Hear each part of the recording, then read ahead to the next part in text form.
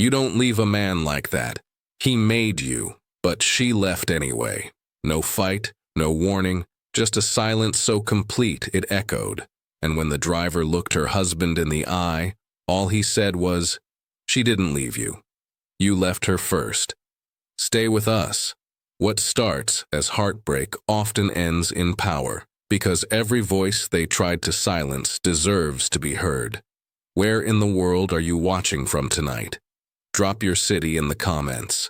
Have you ever rewritten your own story? Let us know in the comments below. Don't forget to like this video, subscribe to Black Stories Untold with love, and ring that notification bell for more heartwarming stories that celebrate strength. The sky outside the penthouse burned gold against the windows, casting long shadows across the marble floor.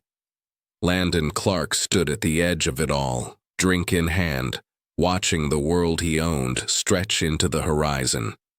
Down below, the city pulsed with life. His name lit up a building in Midtown. His face was on the cover of this month's finance magazine. His portfolio had tripled this quarter. His phone buzzed with 4 missed calls from people desperate to be near his orbit. Behind him, the silence was thick enough to choke on. The glass walls gleamed. The furniture was flawless. Even the flowers on the dining table looked like they had been airbrushed into existence. But there was no music, no laughter, no warmth, just the quiet ache of a house too polished to be lived in. Across the room, Blaire sat alone at the dining table. Her skin glowed caramel under the dim lights. Her hair was pinned in a soft chignon that still held traces of the gala she had left early. The satin straps of her dress slipped delicately off her shoulders, like she had grown tired of holding herself upright. She had placed 2 plates on the table 3 hours ago. Only one had been touched. The candles burned down without being noticed. Landon didn't look back. To the world, they were perfection, a vision of modern elegance. He in Tom Ford suits and ambition sharper than glass. She in couture gowns and a smile that stretched across glossy magazine pages. At fundraisers, she stood beside him like a crown, beautiful, silent, polished. She used to speak, loudly, passionately. She used to dance barefoot in their old kitchen, paint canvases in her robe, laugh until her sides hurt. That woman lived in a different life, a smaller apartment, a louder love, before Landon became a man obsessed with more. Now Blaire moved like someone who had learned how to disappear without leaving. He told himself he was protecting her, providing. What more could she need than everything he gave her? He didn't notice how her voice grew smaller in rooms where his ego took up all the space. He didn't see how she stood alone at events, eyes scanning the crowd for a glimpse of the man she married. Marcus noticed. The driver stood by the elevator in silence, his cap tucked under one arm, coat folded over the other. He had worked for them for 6 years. He had driven Blaire to every gallery she opened, every event she left early from, every late-night ride back home when her husband was too busy to notice she had slipped away. He watched her now as she rose quietly from the table, took her untouched plate to the sink, and rinsed it with a care that broke something inside him. Landon's voice called from the living room, something about tomorrow's meeting, something important, something that couldn't wait. Blaire didn't answer. She walked past Marcus slowly, heels in one hand, shoulders bare, soul heavier than it had ever been. She didn't say goodbye. She didn't have to. Marcus followed her down to the car in silence. The elevator closed, the light faded, and Landon never turned around. Not even when the door clicked shut behind the only thing he never thought he could lose. Not even when the silence stopped being peaceful and started becoming permanent. Not even when the sky outside stopped burning gold and turned to black. The sun rose the same way it always did over the Clark estate, brushing the floors with warm light that never quite reached her skin. Blaire stood barefoot on the cold tile, Coffee in one hand, silence in the other. The steam curled into the air like prayers that no longer believed in being answered. The house was awake, but empty. Staff moved with quiet efficiency. A cleaner dusted a vase. The chef chopped something in the kitchen. No one spoke. They never did. This was a home of glass and whispers, where everything sparkled but nothing sang. She padded through the halls like someone walking through a museum of her own life. Her wedding photo still hung above the fireplace, the one where she looked up at Landon like he held the stars. Now it felt like a lie. Her eyes had been open, but she had not yet learned what it meant to be invisible while standing in plain sight. Upstairs, Landon's voice echoed through a call. Earnings, projections, strategy, always strategy. He passed her in the hall once that morning, a fresh shirt in his hand, a phone pressed to his ear. She said his name, soft and full of hope, but he raised a finger in the air as if to pause her, then walked away. She stood there for 10 long seconds after he was gone, just in case he came back. He never did. Marcus watched from the driveway. He always did.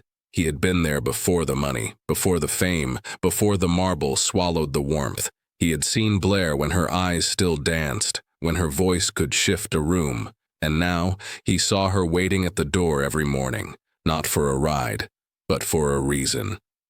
She paused by the front steps today, like always, clutching her purse but not quite ready to leave. Her fingers traced the hem of her coat. Her eyes scanned the second-floor window, waiting, hoping. Landon never looked down. That night, he came home late. The kind of late that feels like betrayal dressed in business casual. He dropped his briefcase by the door, loosened his tie, poured something amber into a crystal glass. Blaire sat on the edge of the bed, in a silk robe that once meant intimacy. Now it just meant trying. He didn't notice. He drank. He scrolled. He mumbled something about the markets. She watched him like a stranger she used to know. Then she rose quietly and walked to the closet. She took nothing loud, just a few folded clothes, her sketchbook, a framed photo of her mother. Marcus met her at the door. She said nothing. Neither did he. No suitcase rolled. No heels clicked. No voices raised. Only the hush of someone reclaiming herself. Upstairs, Landon poured another drink. Outside, the wind whispered through the trees like it knew a secret. When the elevator closed behind her, it didn't echo. It sighed. A soft final breath of a story she had stopped writing long ago. And as the gates opened and the car slid into the night, Blaire did not cry. She did not look back. She had already said goodbye. He just hadn't heard it. The steak sat untouched, bleeding slowly into the porcelain plate. The wine sweated against the crystal stem. A single candle flickered between empty chairs, its flame bending with the air of absence. Landon scrolled through his phone with one hand, fork idle in the other. He didn't look up, not at first. He assumed she was upstairs, finishing a call, painting, pouting. He ate one bite, maybe two. The silence began to press in. He called her name once, more as habit than concern. No answer. He walked through the house, slow at first, then faster. The guest room was neat, the library untouched, her studio hollow. The scent of lavender oil and acrylic still clung to the walls, but the easel stood naked, the brushes rinsed and dry. He opened the closet. The left side was bare, the softest earthquake. Clothes gone, shoes gone. The lavender robe he used to love seeing her wear on Sunday mornings? Gone. Her jewelry tray sat exposed, velvet empty and cold. All that remained was a small silver pin, one he gave her their first Christmas. He didn't remember what it meant. She had once told him. The silence turned sharp. It clawed at the corners of the house. It echoed in the places her voice used to be. It rattled inside his chest, where guilt had long gone to sleep. Landon sank into the edge of the bed, the room humming with a grief he didn't know how to name. He told himself she would come back. She always did. After the fights, after the cold shoulders, after the charity galas where he introduced her as a decorative title rather than a human being. She always came back, but this time she hadn't left a note, or a fight, or a slammed door. She had left like someone who had already left long ago. 3 days passed. The house remained pristine. His suit was pressed, his coffee poured, but something in the rhythm was off. Too perfect, too quiet. His calls to Blaire's phone rang hollow. No voicemail, no second chance. Then Marcus did something he had never done in 6 years. He spoke. It was morning. Rain tapped softly on the windshield as they sat in traffic. Landon was on his third call, snapping into the phone about projections and timing. Marcus cleared his throat. Landon paused. Marcus met his eyes in the rearview mirror. Calm, measured. But behind that calm was something else. You don't know what you just lost. The words landed like thunder wrapped in velvet. Landon blinked. The line on his call went silent. He looked up. Marcus did not repeat himself. He turned his eyes back to the road and said nothing more. But the space between them had shifted. Landon sat back, the phone still in his hand, the numbers on the screen blurred. You don't know what you just lost. He tried to argue with it, dismiss it, spin it. But the truth was a mirror he could no longer avoid. Blaire was gone, and for the first time, Landon felt the weight of not being missed. The night began like all the others. A crisp shirt, a wristwatch that cost more than most people's cars. Landon slid into the back seat of the black car, still talking into his headset, still issuing commands like he was the conductor of a world that danced to his tempo. Dinner with investors, steakhouse on 47th, reservation at 7. Marcus nodded, pulled into traffic, said nothing. The city blurred by in golds and reds, a heartbeat of horns and lights. Landon didn't notice when the route shifted, didn't glance up when the skyline tilted. It wasn't until they crossed a bridge and the scenery changed, the high-gloss towers giving way to old bricks and corner bodegas, that Landon frowned. This isn't the way. Marcus kept driving, The car turned down a quiet block in Harlem where streetlights buzzed like tired stars and kids played with chalk on cracked sidewalks. The tires rolled to a stop in front of a building wrapped in ivy and peeling paint. The sign above the door read, The Haven, a community center. The kind of place Landon hadn't set foot in since he was too young to know what power felt like. He leaned forward. What is this? Marcus didn't answer. Inside the building, through wide windows glowing with warm light, something caught Landon's breath. Color. Everywhere. Children covered in paint and laughter danced around a massive mural in progress. Wild shapes bloomed across the walls. Suns with crooked smiles. Trees that touched the ceiling. A girl with her hands in glitter was spinning in slow circles. A boy clutched a paper crown on his head like it was made of gold. And in the middle of it all was Blaire. Not the woman he knew in fitted gowns and strained smiles. This Blaire wore overalls flecked with pink and teal. Her curls were pulled into a wild bun. Her feet were bare. Her cheeks glowed with sweat and joy. She was laughing, full and loud and alive. Landon stared. She looked nothing like the woman who had lived in his penthouse, but she had never looked more beautiful. He pressed his hand to the window without realizing it. Like he could reach her through the glass, like he could hold what he had dropped. Blaire knelt beside a little boy who couldn't have been more than 6. She guided his small hand as he painted a lion with a crooked mane. When the boy beamed, she threw her head back and clapped. She hadn't smiled like that in years. Landon felt something crack deep in his chest. A quiet came over him, the kind that doesn't need to shout to be heard, the kind that tells you your world just shifted. Marcus still hadn't spoken. He didn't need to. Landon turned toward him. Their eyes met in the mirror. For the first time, Landon saw the truth reflected back at him. He hadn't just lost a woman. He had lost a whole world he never took the time to enter. And now it was thriving without him.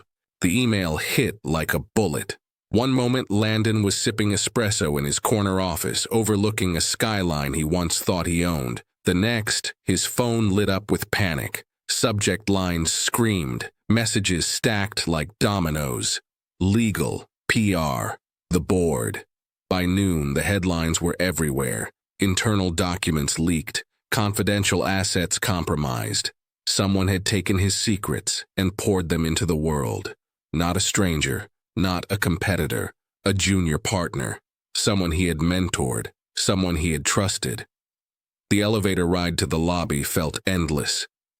Every step echoed in polished stone, and suddenly the building he named after himself felt colder than ever. He walked through whispers, eyes darted, mouths twisted into polite smirks. No one stopped him, no one offered a word. The empire was cracking, and the foundation was pride. Outside, the sky was gray with a storm that hadn't arrived yet. Reporters were waiting. They shouted questions he didn't answer. He raised his coat collar and kept walking, unsure where he was even going. His driver wasn't there. Of course he wasn't. Marcus had stopped waiting, too. He hailed a car, slid into the back seat like he used to, only this time there was no comfort in tinted glass. Just the reflection of a man who looked like a stranger. He tried to call Blaire. Her number rang once, then stopped. He stared at the phone like it had betrayed him too. The city passed in silence. It used to be his playground. Now it looked like a map of everything he ignored. The penthouse was waiting when he returned. Lights dimmed automatically. Music hummed in the background. But nothing could mute the sound of the walls closing in. He poured himself a drink, then poured it out. The glass shattered in the sink. Sharp pieces scattered like the trust he'd spent years pretending was loyalty. He sat on the floor, suit wrinkled, tie undone, hands empty. No Blaire, no Marcus, no one. He looked around at the art on the walls, the imported marble, the custom-designed furniture, every item chosen for status, for image, for show. He could not name one piece of furniture he actually liked. This wasn't a home. It never had been. It was a trophy case he mistook for belonging. In the quiet, he realized something. When Blaire had cried, he'd left the room. When Marcus had spoken, he had barely listened. And now, with everything slipping, all that remained was the sound of nothing at all. His phone buzzed again. More headlines, more demands, more damage. He didn't answer. Instead, he sat in the center of it all. The kingdom, the view, the silence. And for the first time in his life, Landon Clark understood what it meant to win the world and still lose everything. The paint on her hands was dry when he arrived. She was standing on a ladder, tracing the outline of a tree on the side of the building, its roots stretched wide, its branches full of color. Children laughed inside the center, their voices rising like wind through leaves. Landon stood at the sidewalk, watching. He didn't call her name. He didn't dare. She felt him before she saw him, stepped down from the ladder slowly, wiped her palms on a cloth, turned. Her face held no anger, no smile, just a steady stillness, the kind that comes after a storm has passed and taken everything with it. He took a breath. One question pressed against the edge of his throat, raw and trembling. Why didn't you tell me you were leaving? She didn't flinch, didn't blink, only shook her head softly, as if mourning the question itself. I did. He closed his eyes at the weight of it. But she wasn't done. I told you when I sat beside you in silence, and you never looked up. I told you when my name disappeared from your mouth and became a shadow in your schedule. I told you every night I went to sleep facing the other direction. I told you with every canvas I painted alone, with every conversation I carried by myself. Her voice was calm, but her truth sliced clean. You didn't hear me because you weren't listening. You never asked if I was still there. You assumed I would always be. Landon's chest tightened. He had come with shame folded into his suit jacket. He had come expecting anger. What he found was worse. Grace sharpened into distance. He said he was sorry. The words barely made it out. She nodded once, but not with forgiveness. I don't want sorry, I want different. Her eyes searched his, not for promises, but for change. If you want to be part of this world, you'll have to come through the front door. Not kick it open with your guilt. You'll have to learn our names again. Our rhythms. Our quiet. He looked behind her. The children were painting stars on the walls now. One of them waved. Blaire didn't wave back. She was still waiting. Not for him. For proof, he stepped forward, then stopped. What do I do? She pointed to the paint. Start with a brush, then show up tomorrow. And again the day after she turned back to the mural. The roots were unfinished. The tree waited. He took off his jacket, rolled up his sleeves, not to win her but to earn a place beneath her sky. The rain came quiet that morning. No thunder, no warning, just the soft weeping of a sky that seemed to know. Marcus was gone. No long illness, no slow fade. Just a sharp pain in the chest on a quiet Sunday morning, and then nothing. A stillness where a heartbeat used to be. Landon heard it from the center's receptionist. The words hit like glass shattering in a church. He stood motionless, phone in hand, breath locked in his throat. For a long time, he said nothing. There was nothing to say. The memorial was held in the very building Marcus used to park in front of every day for years. Blaire chose the space with intention.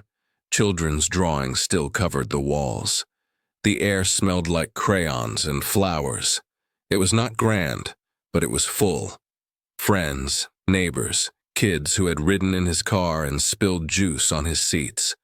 They all came, each with a story, each with a tear. Landon sat in the second row, not in the family section.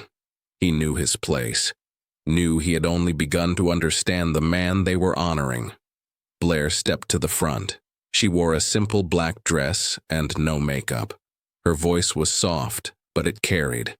He drove me everywhere, but more than that, he saw me on days when I didn't even know I was fading.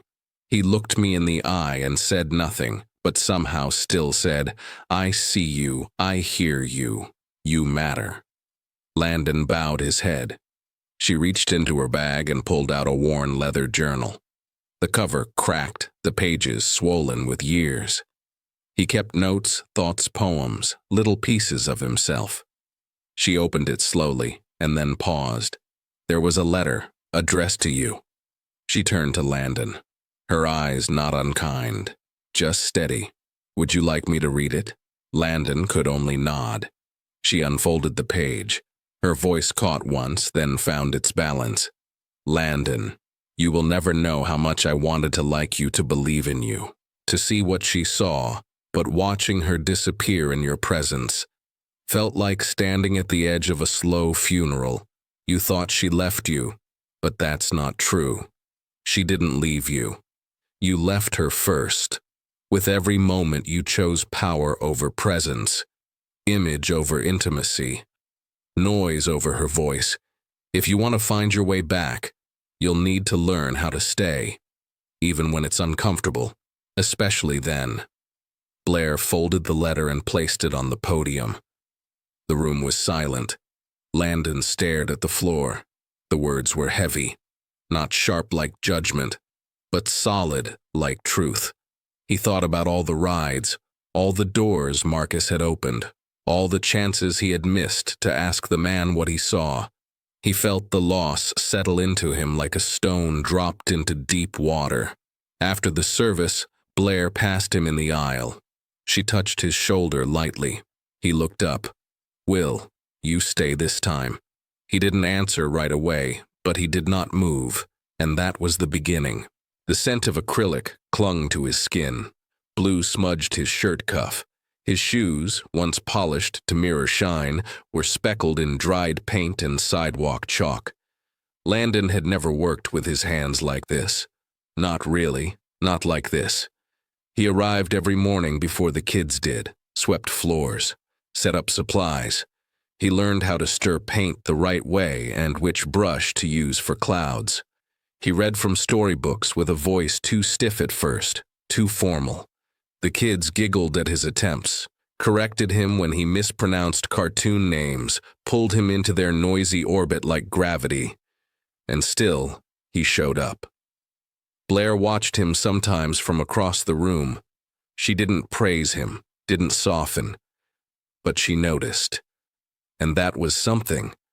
One afternoon, he helped carry a crate of snacks from the van. His shirt stuck to his back in the heat. He dropped a box of juice pouches and scrambled to catch them before they exploded. The children howled with laughter. He did too. It felt good to be the punchline for once. Inside, they gathered on the floor for story time. He opened the book slowly, turned the pages like they were sacred. His voice found rhythm, softer now. Less like a man reading and more like one remembering. A little boy sat close, maybe 7. Big eyes, missing tooth, sharp questions. He leaned over and whispered without warning, "Are you Blaire's husband?" Landon froze. The page in front of him blurred. The room blurred. He looked down at the boy, honest, unfiltered, waiting. Not anymore. He said it quietly, then added, "But I'm trying to be someone she doesn't have to leave again." The boy nodded once. Simple. Unmoved. Okay. And it was. That one word, that okay, held more weight than all the boardroom approvals he had ever chased. It cracked something open. Not pain this time. Peace. After the story, the boy grabbed his hand, pulled him to the mural wall, told him to paint the sun. Landon hesitated. He wasn't good at this. His circles were lopsided, his brushstrokes clumsy. But the boy just smiled and said, "That's perfect." And Landon believed him. Later, while washing brushes at the sink, Blaire passed behind him. She didn't speak, but she placed a cup of lemonade beside him and left. No smile, no approval, just a gesture. Still, his hands shook a little as he picked it up. This place was not built for applause. It was built for presence, for patience, for showing up long enough to be trusted. And for the first time, Landon no longer wanted to be the best in the room. He just wanted to be welcome in it. He looked at the wall of fingerprints, names scrawled in glitter pens, stars and lions and spaceships. Then he picked up his brush again. The sun he painted wasn't perfect, but it was bright, and for now that was enough. The bricks smelled like rain and fresh paint. Somewhere behind the clouds, the sun pressed through, soft and diffused, the kind of light that makes everything look a little more forgiving. The new art wing stood quietly at the back of the community center, modest in size but mighty in meaning. Wide windows, raw wood, tables ready for mess, walls aching for color. The children called it the color room. Blaire called it something else, the Marcus James Memorial Studio. No plaque with Landon's name, no donors list, no press release, just a carved wooden sign above the door and the quiet understanding that this space belonged to the people who needed it most. They gathered for the dedication on a Thursday afternoon. Folding chairs lined the sidewalk. Kids held construction paper programs with hand-drawn suns and stick figures. Landon stood in the back, not because he was unwelcome, but because it felt right. Blaire stepped forward. She wore soft denim and a scarf the color of rust. Her curls framed her face like a crown. She didn't carry notes. She didn't need them. Her voice met the wind like it had been waiting for this moment all its life. This space is for the ones who never felt seen, for the quiet ones who carried color in their pockets, for the children who thought their voices were too small, and for those brave enough to see themselves anew. She paused. Marcus believed in what you could not yet see. He saw potential in silence.